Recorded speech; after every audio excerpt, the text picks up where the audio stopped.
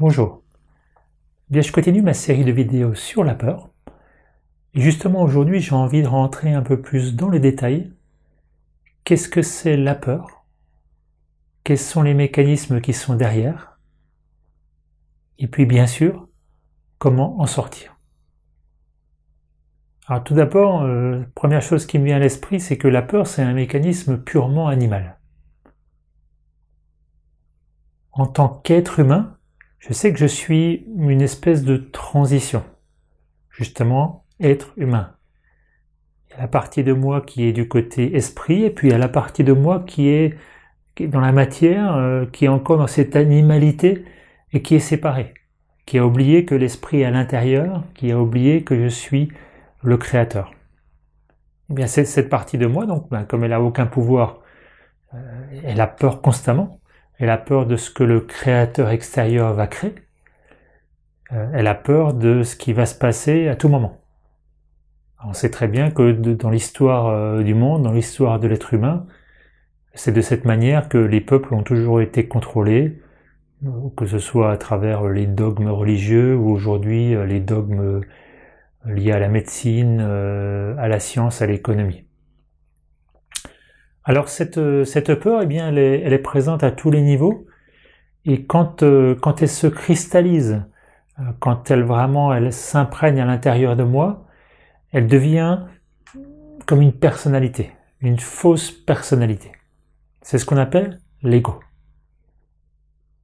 Alors comme j'ai beaucoup de peur, des centaines, peut-être des milliers, eh bien j'ai beaucoup d'ego, beaucoup de fausses personnalités qui agissent à tous les niveaux, dans tous les domaines, dans tout mon corps, je dirais dans tous mes corps.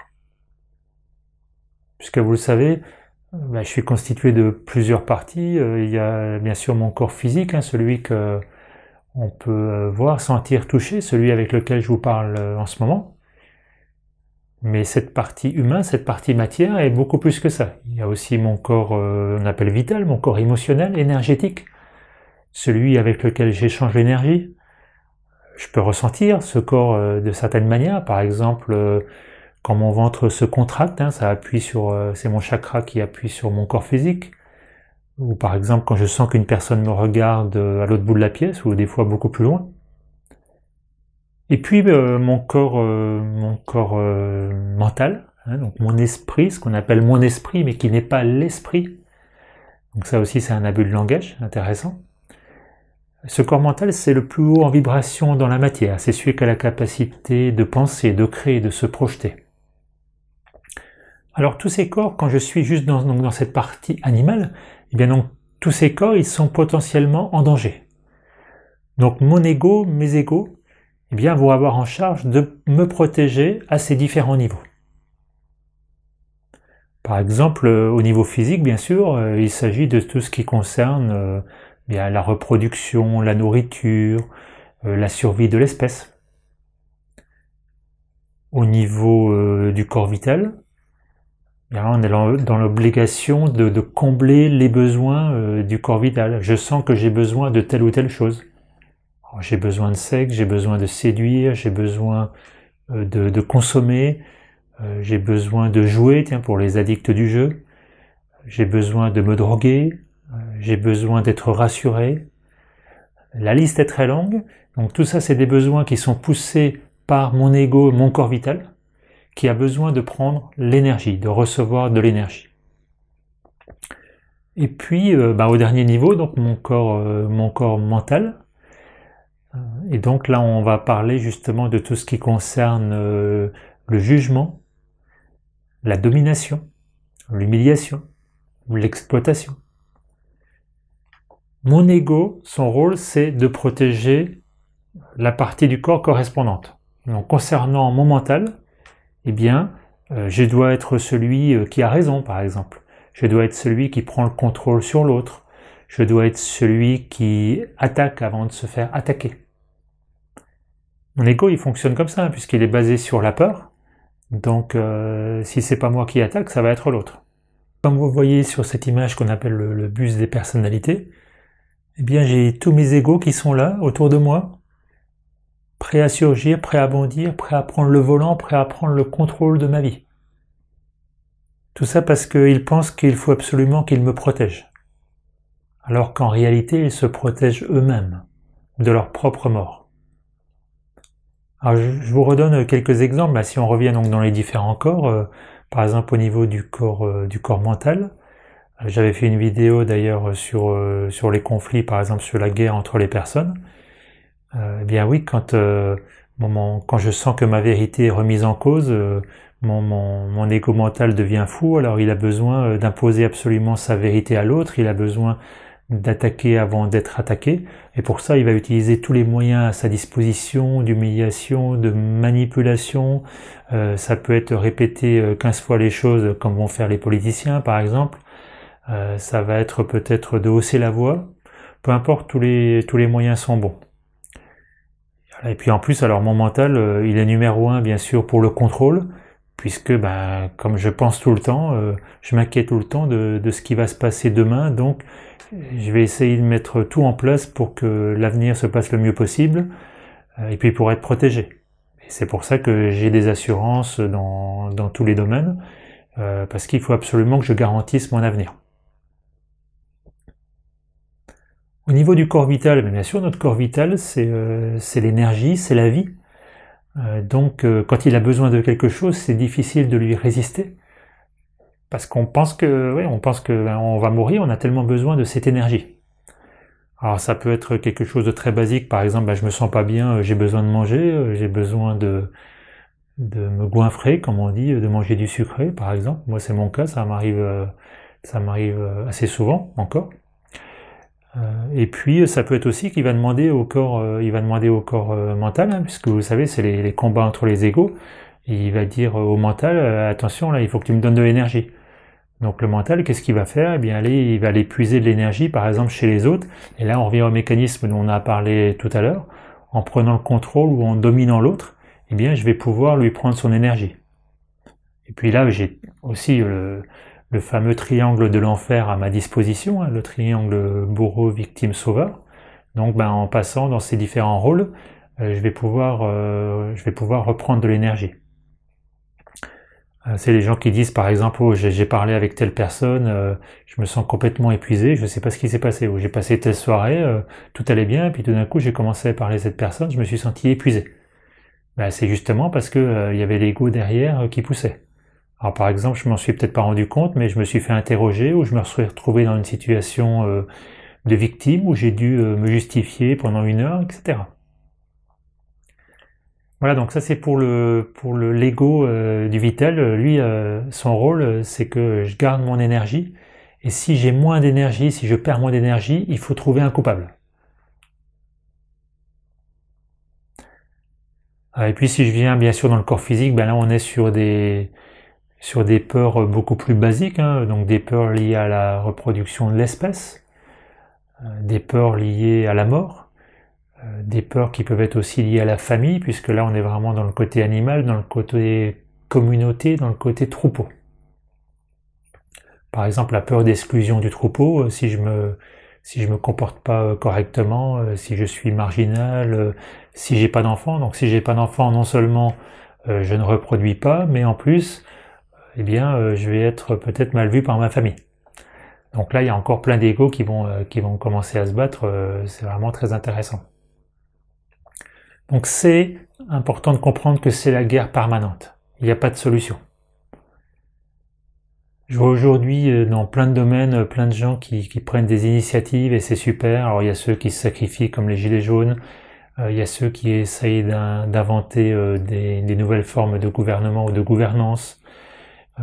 C'est des super initiatives, mais au final c'est toujours quelque chose de l'extérieur. Comment est-ce que l'extérieur va s'améliorer alors que je suis en guerre permanente à l'intérieur de moi? La guerre pour le pouvoir, la guerre pour le contrôle. Comment est-ce que je vais sortir de ça? Je vais déjà vous donner un petit peu mon sentiment personnel et comment ça s'est passé pour moi et comment ça se passe encore pour moi. Il y a pas mal d'années maintenant, quand j'étais mouton noir et même parfois mouton blanc, j'ai pas l'impression que je sentais vraiment mes peurs. ou quand je les sentais, je me dépêchais vite de mettre un couvercle dessus. Alors ce couvercle pouvait consister justement bien à combler certains besoins de mon corps vital, par exemple par la séduction, la nourriture, à occuper mes pensées par le travail. Donc j'étais toujours à fond, comme on dit, dans le speed. Et puis ça m'évitait d'être en contact avec mes peurs. Et puis après, au fur et à mesure des années, j'ai commencé à travailler sur moi, comme vous le savez, et j'ai commencé à voir qu'à l'intérieur, il y a beaucoup de choses. Justement, ça fait peur de regarder ses peurs. Ça fait peur d'ouvrir la boîte de Pandore. Parce qu'en plus, quand on découvre quelque chose, on voit qu'il y a encore quelque chose derrière, et encore quelque chose derrière, ça s'arrête jamais. Alors, j'ai ouvert le couvercle, je l'ai refermé, j'ai ouvert, j'ai refermé, et ça a duré comme ça un petit peu pendant des années. Mais avec, vous savez, mon égo spirituel qui me disait que c'est bien parce que j'avance, parce que je vois les choses positives. Vous savez, le New Age, c'est un peu ça. Donc j'ouvre le couvercle, oh, ça c'est pas bon, non, ça c'est pas bien, parce que c'est une peur, c'est négatif. Donc je vais regarder les choses positives. Ça règle pas vraiment les problèmes, mais bon, ça fait du bien sur le moment. Et puis quand j'ai vraiment commencé à intégrer la conscience de personocratia, la conscience de qui je suis réellement, bien j'ai pris l'engagement de faire face à mes peurs. C'est-à-dire quand le couvercle s'ouvre, là qu'il y a une peur qui surgit, eh bien j'ai décidé de ne plus fermer le couvercle. Alors ça, je vous cache pas que surtout au début, non seulement c'est stabilisant, mais je dirais même c'est vraiment horrible, parce que ça part dans tous les sens. Oui, c'est peut-être ça, on est vraiment déstabilisé, et il faut vraiment, faut être préparé, il faut vraiment savoir où on va. En tout cas, ce que je peux vous dire, c'est que après quelques années de pratique, je vois vraiment quelques différences bien concrètes dans la distance que je peux prendre par rapport aux choses, par rapport aux peurs. Vous savez, la peur, c'est quelque chose qui peut vraiment paralyser, qui peut être vraiment ultra violent, on n'arrive même plus à penser. Et je sens maintenant dans plein de domaines que j'ai beaucoup plus de distance et que la porte de l'âme s'ouvre de plus en plus et que mon âme me parle de plus en plus. J'ai un exemple qui me vient, c'est arrivé plusieurs fois cette dernière année. Par exemple, je suis en train de faire un email ou de faire un document sur mon ordinateur. Il y a un truc qui est pas juste, mais je sais pas quoi, mais je n'arrive pas à envoyer ce document. Par exemple, récemment, je devais envoyer un document commercial à quelqu'un, et il y avait une petite partie de moi, je le sentais pas, mais bon, c'était prévu, c'était un accord, je devais le faire. Document que je devais faire normalement en 5 minutes. Pendant plusieurs journées, j'ai repris ce document, je l'ai regardé, impossible, je dis bien vraiment impossible, de travailler dessus, impossible de l'envoyer. Et vraiment le truc incroyable, c'est-à-dire il n'y a pas d'explication. Il n'y a rien, c'est juste que je ne peux même pas mettre le doigt sur le clavier. Et donc quand c'est ça, je sais que que ça vient vraiment de l'intérieur et que c'est très clair. Et pour ce dernier exemple, le lendemain, la personne en question m'a envoyé un petit message en m'expliquant que j'ai bien fait de laisser, de pas lui envoyer ça parce que le résultat aurait pas été bon du tout. Donc ça m'a confirmé ce que je savais déjà, c'est qu'il y avait vraiment une raison. Donc ça, c'est des choses qui n'arrivaient jamais avant. Avant, c'était mon mental, je pensais, puis j'exécutais. Ok, il faut que je fasse ça, il faut que j'organise les choses comme ça. Si je fais ça comme ça, avant telle date, ça va se passer de cette manière. Quitte même effectivement à manipuler les gens pour que ça se passe comme je voulais.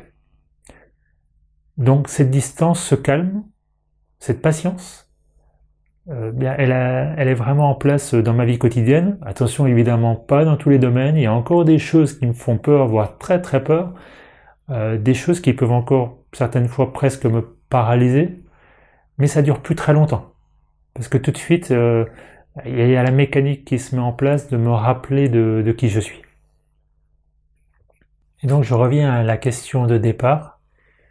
Comment est-ce que je peux sortir de ces peurs? Bien, la première chose à faire, c'est donc de regarder ma peur en face. Je ne referme plus le couvercle, je regarde. Alors, Oui, ça fait peur de voir que j'ai peur. Ça fait peur de regarder mes peurs. Ça fait peur de dire la vérité. Pourquoi? Déjà parce que je vis dans un monde de mensonges. Le mensonge est présent constamment dans ma vie, autour de moi. Il suffit de regarder les médias, ce monde d'illusions où le plus grand moteur est celui qui s'en sort le mieux. Donc le mensonge est une habitude que j'utilise justement pour me protéger, pour arriver à mes fins, pour me convaincre que le système est bon pour moi, etc. Alors c'est vraiment une inversion complète du processus habituel du monde dans lequel on vit, de dire à partir de maintenant, je fais face à ma peur et je dis la vérité. Par exemple, quand quelqu'un me parle, me dit quelque chose qui ne me plaît pas, et que je sens que je réagis, eh bien je peux simplement dire à la personne, voilà ce que tu dis, je me rends compte que ça me fait peur. Quand le système m'attaque, le fisc, le nouvel ordre mondial, peu importe, eh bien, je peux dire simplement, je me sens contracté. Mes cellules se contractent car je sens que le système va saisir ma maison, donc j'ai peur de perdre mon argent, peu importe. Mais je regarde la situation extérieure pour ce qu'elle est, juste une situation. Cette peur, elle est à l'intérieur de moi. Et d'ailleurs, on sait que devant la même situation, les réactions des personnes sont totalement différentes. Des fois, on pense que quelque chose va faire très peur à l'autre parce que moi, ça me fait très peur, puis en fait, l'autre, ça lui fait rien. Ou au contraire, quelque chose de banal pour moi va faire très peur à une autre personne. Évidemment, la peur est très personnelle puisque c'est à l'intérieur. Ça concerne mes égos. Donc c'est important de bien laisser aller la situation extérieure et de regarder à l'intérieur de moi. Donc première étape, je dis la vérité. Oh, je réagis. Qu'est-ce qui se passe à l'intérieur? Ah oui, j'ai peur. Et là, je creuse cette peur. De quoi j'ai peur? Avec la peur va le besoin. Puisque souvent, bien, qu'est-ce qui se passe? J'ai peur de perdre ce dont j'ai besoin. Par exemple, dans le cadre de l'attachement, les personnes autour de moi, j'ai peur que ma femme me quitte, j'ai peur de perdre mes enfants. Ou j'ai peur d'avoir ce que je ne veux pas. J'ai peur de me retrouver dans une situation que je ne vais pas pouvoir gérer, qui va me faire souffrir, peu importe. Donc, peur et besoin, c'est des choses très importantes à identifier. Aujourd'hui, je me rends compte que j'ai encore besoin de ça. C'est pour ça que je suis prêt à tout pour aller dans cette direction. Parce que j'ai peur que mon besoin ne soit pas comblé. Ah, d'accord. Qu'est-ce qui va se passer si mon besoin n'est pas comblé? Alors, vous voyez, c'est tout ce processus. Donc je dis la vérité. Je vis dans un monde de mensonges. Donc maintenant, je dis la vérité. Ça va permettre justement de mettre ma peur en lumière. Et la seconde étape, c'est d'accueillir, d'aimer mes peurs. Alors ça aussi, la première fois que j'ai entendu ça, c'est quand même très très théorique. Qu'est-ce que ça veut dire aimer ma peur? Alors c'est la guerre à l'intérieur de moi, j'ai mes égos qui se battent. Alors, et moi, il faut que je sois dans l'amour. C'est pas facile à intégrer. Eh bien, aimer ma peur, c'est déjà réaliser que je suis le créateur de ces mécanismes de protection, le créateur de mes égos, le créateur de mes peurs. Je les ai créés à mon niveau de conscience, celui de l'animal. Mais maintenant, je me rappelle. Maintenant, je sais que je ne suis pas l'animal. Et donc, je peux voir ce que j'ai créé. Et comme c'est moi qui l'ai créé, je ne vais pas me battre avec. Je ne vais pas dire justement à mon ego, mais c'est pas possible, mais toi tu es encore là, mais j'en ai marre, j'en peux plus. Parce que si je fais ça, je continue justement la guerre. Si je fais ça, c'est un autre ego, c'est mon ego, par exemple, spirituel, qui va intervenir, qui va dire, mais c'est pas possible, j'en suis encore là. Parce que tous mes égos, vous savez, ils veulent que ça aille vite, ils veulent des résultats. Ils veulent que je monte en conscience. Ils veulent le paradis sur terre, mais ils le veulent tout de suite, maintenant. Ils attendent un résultat. Alors voilà, j'accueille, j'apprends à aimer ce que j'ai créé. C'est moi qui l'ai créé. C'est pas la peine de me battre avec. Moi, personnellement, souvent dans ces situations, je parle justement à mon ego. Je lui dis, je sais que ce que tu fais, c'est pour me protéger. Des fois, je lui dis mon chéri, même. Et je lui dis, écoute, c'est super, t'as bien fait ton boulot jusqu'à maintenant, mais tu sais, j'ai réalisé maintenant, je sais qui je suis, alors j'ai plus besoin de toi. J'ai le big boss, j'ai le grand patron qui est à l'intérieur. Alors tu peux partir. Alors voilà, c'est ma petite façon à moi.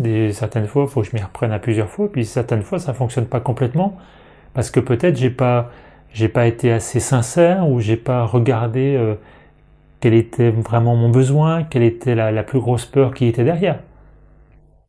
C'est pas grave, c'est un processus et ce sera pour la prochaine fois ou la prochaine fois que ça se représentera. Peut-être que j'ai juste enlevé une couche. L'important, c'est de ne pas m'identifier à ma peur. Ma peur, c'est pas moi. C'est ma création. Quand je crée quelque chose, par exemple, si je crée, je crée un meuble, je dessine quelque chose, une peinture, oui, c'est ma peinture, c'est mon meuble, c'est ma création. Et est-ce que je suis cette peinture ou ce meuble? Non. Moi, je suis l'esprit créateur. Mais toutes mes créations, elles sont parfaites. C'est ce que je crée avec ma conscience de maintenant. Donc, si je peins un tableau aujourd'hui, c'est peut-être pas ce que mon mental il voulait faire, c'est ce que j'ai fait aujourd'hui. Donc, vous voyez, d'un côté, je reconnais que je ne suis pas cette peur. Ça, c'est pas la peine de me culpabiliser, etc. Mais en même temps, je l'accueille parce que c'est moi qui l'ai créé, parce que c'est ce que je manifeste dans la matière pour voir le miroir. Vous savez, dans la vidéo où je parlais justement des impôts, je me suis rendu compte que oui, j'étais soumis. Et donc j'avais le dos qui était comme ça, comme un bossu. Je crois que j'ai déjà donné cet exemple plusieurs fois, mais bon, peu importe, parce que pour moi c'est vraiment parlant. C'est le miroir direct. Pareil, quand une autre personne me reflète le miroir, me dit attention là, toi, tu es en train de prendre mon énergie. Ou attention, tu es en train d'imposer ma vérité. Ou si quelqu'un me dit, mais tiens, pourquoi tu hausses la voix? Ou pourquoi est-ce que tout d'un coup tu es agité? Et bien là, je prends ce miroir, je l'accueille. Et ah oui, effectivement, il se passe quelque chose. Là, je dis stop et puis je regarde, je me rappelle. Donc ça prend du temps d'aimer sa peur. Et aimer ma peur, oui, c'est reconnaître qu'elle est à moi, reconnaître que c'est moi qui l'ai créée, mais qu'en même temps, c'est pas moi. Donc, je peux m'en séparer pour laisser le vrai moi qui je suis réellement émerger et diriger ma vie. Donc, pour mettre mon âme au volant de l'autobus. Et puis la dernière étape, quand j'ai regardé ma peur, j'ai dit la vérité, j'ai appris à l'accepter, à l'aimer, et aussi à la laisser aller, bien comme cette peur va partir plus ou moins rapidement, va fondre comme neige au soleil, puisqu'au final elle n'existe pas. Elle est basée sur un mensonge de protection de l'animal. Eh bien, à un moment, je vais sentir, mon état de conscience va changer, je vais passer à l'action. Par exemple, justement, il y a quelque chose que j'arrivais pas à faire depuis des années. Tout d'un coup, ça me fait plus peur, je peux le faire.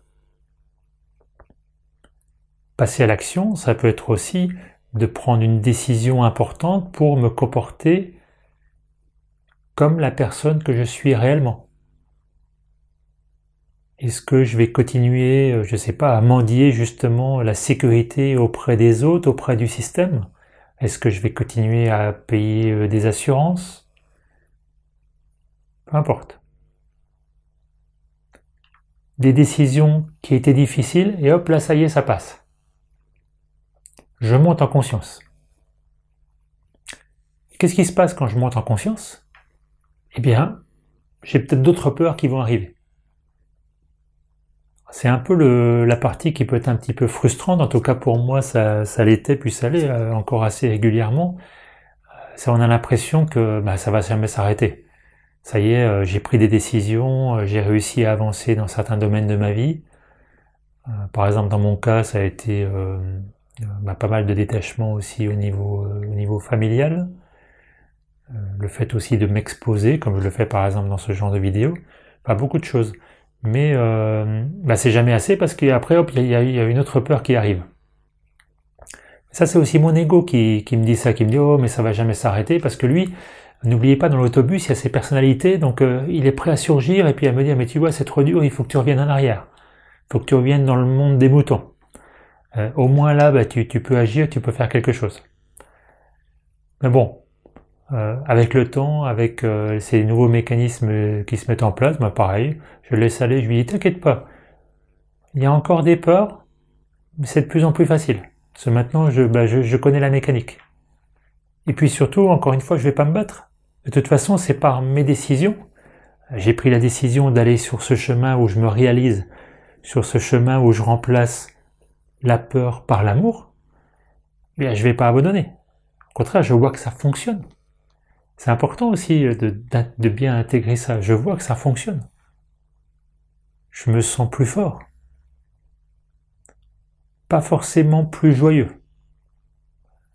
C'est pas toujours facile d'être en joie quand on a justement beaucoup de vérités auxquelles il faut faire face, quand il se passe des choses déplaisantes dans le corps, quand on a par exemple des douleurs dans le corps physique. Mais ça commence déjà par la force. Je me sens plus fort, je me sens capable de faire des choses que j'aurais même pas imaginé avant. Comme je disais tout à l'heure, les peurs me paralysent beaucoup moins quand elles arrivent, ou ça dure beaucoup moins longtemps. Donc finalement, cette frustration que voudrait me donner mon ego de dire c'est jamais terminé, eh bien je la laisse partir et puis effectivement à la place vient plutôt de la confiance, de l'espoir. Oui, vraiment ce ressenti cette fois que oui, l'âme elle est de plus en plus présente, elle est de plus en plus active. Alors voilà, cette phase d'action, c'est vraiment le moment où bien, j'avais fait un premier pas, mais la peur m'a arrêté, donc je fais un pas en avant, un pas en arrière, et hop là, ça y est, j'y vais. C'est pas toujours facile de faire justement ce pas, et c'est pour ça que c'est important de pas non plus vouloir faire des choses extraordinaires. Vous savez, quand on prend conscience du monde dans lequel on vit, de cette illusion, de cet ego qui contrôle tout, de ce monde de mensonges, on a envie de tout changer. Très vite. Et des fois trop vite. On a vécu comme ça pendant des millénaires, c'est pas en quelques années qu'on va laisser aller toutes nos peurs. Bien sûr que non. Et puis c'est pareil, c'est aussi notre ego qui veut aller trop vite. Donc je trouve que c'est important de prendre son temps, important aussi de s'entraîner. Par exemple, je vous donne des exemples dans mon cas personnel, de m'entraîner à ne pas consentir, à ne plus prendre des décisions en quelques minutes comme je faisais avant. Je sais pas, quelqu'un m'appelle pour me proposer une offre commerciale ou quelque chose, j'ai l'impression que c'est bon pour moi ou que je vais faire une bonne affaire, ou ça m'arrive encore de me faire un petit peu avoir. Mais maintenant, en général, même si mon ego il me dit ouais c'est super, vas-y, je prends mon temps, une journée, 2 journées, 3 journées, pour voir comment ça se passe à l'intérieur de moi. Si mon ego me dit attention tu vas rater la bonne affaire ou ce sera trop tard, ok ce sera trop tard, mais si c'est pour moi, c'est pour moi. On est tous capables de faire ça de temps en temps, mais c'est pas toujours facile. Alors oui, c'est cette vigilance de dire voilà maintenant, quelle que soit la situation, je vais prendre mon temps. Si c'est quelque chose qui vient de l'âme, aucune raison que j'ai besoin de prendre une décision en 2 minutes. Un autre exemple d'entraînement, c'est le miroir dont je parlais tout à l'heure. Moi, j'hésite pas à demander aux personnes autour de moi de me faire des retours sur comment ils me sentent, comment je me comporte, de me dire si effectivement, ils sentent qu'il y a eu une contraction ou qu'il y a une excitation, quelque chose, je vais pas me rendre compte parce que je suis dans le feu de l'action, comme on dit. Et puis bien sûr, je le fais pour moi-même. C'est d'être vigilant, de prendre de la distance, de voir comment je me comporte, comment je me sens. C'est important. Donc il y a plein d'outils pour justement s'entraîner et trouver justement des moyens de mettre en place ce processus, ce processus de vérité, d'amour et d'action qui va permettre de laisser définitivement partir nos peurs. Voilà, pour résumer, je pense que c'est vraiment primordial de bien intégrer ce qu'est la peur. La peur, c'est ce mécanisme de protection qui me paralyse, qui contracte mes cellules, qui utilise tous les mensonges pour me faire réagir, qui me limite. Quand j'ai peur, je me sens petit, impuissant. J'ai besoin d'être rassuré, j'ai besoin d'être aimé, j'ai besoin d'avoir de l'argent, des possessions, de me sentir en sécurité. Évidemment, c'est comme ça que le système nous contrôle. L'échange de la liberté contre la sécurité. Alors oui, la peur, elle m'emmène doucement mais sûrement vers la souffrance, l'épuisement et la mort. Si j'en suis pas conscient à 100%, ça va être très difficile justement de laisser aller mes peurs, parce qu'elles vont utiliser toutes mes faiblesses pour reprendre le dessus. J'intègre bien ça. Et ensuite, chaque fois qu'une peur se présente, je mets en place ces mécanismes. J'accueille, je dis la vérité. Et puisque la peur c'est le mensonge, eh bien je remplace le mensonge par la vérité. Je me rappelle de qui je suis. Je parle à mes peurs. Et j'agis. Je ne laisse pas la peur m'empêcher d'aller dans la direction que j'ai choisie, celle qui vient de l'intérieur. Car mon âme, elle sait où elle va. Mon âme, elle est illimitée. Et mon ego, souvent, quand il me fait peur, ou il me dit « Oh mon Dieu, qu'est-ce qui va se passer dans l'avenir ?» C'est parce que lui, il est limité. Lui, il ne sait absolument rien. Il n'a que les quelques informations qu'il peut voir autour de lui, ou des souvenirs, ou des choses basées, par exemple, sur la connaissance. Imaginez, par exemple, la connaissance scientifique. J'ai pas besoin de vous faire un dessin. Donc, il n'y a rien de vrai là-dedans. Alors que mon âme, elle a tout. La vraie connaissance, elle est déjà là, à l'intérieur de moi. Alors oui, je fais le choix de prendre le chemin de mon âme et d'aller au-delà de la peur. C'est ça la route de Personnocratia, c'est ça la transformation. Passer à travers le mur de la mort. Ma peur, elle fait tout pour m'arrêter, jusqu'à me dire justement que je vais mourir. Et puis finalement, quand je suis passé à l'action, je me rends compte que je ne suis pas mort.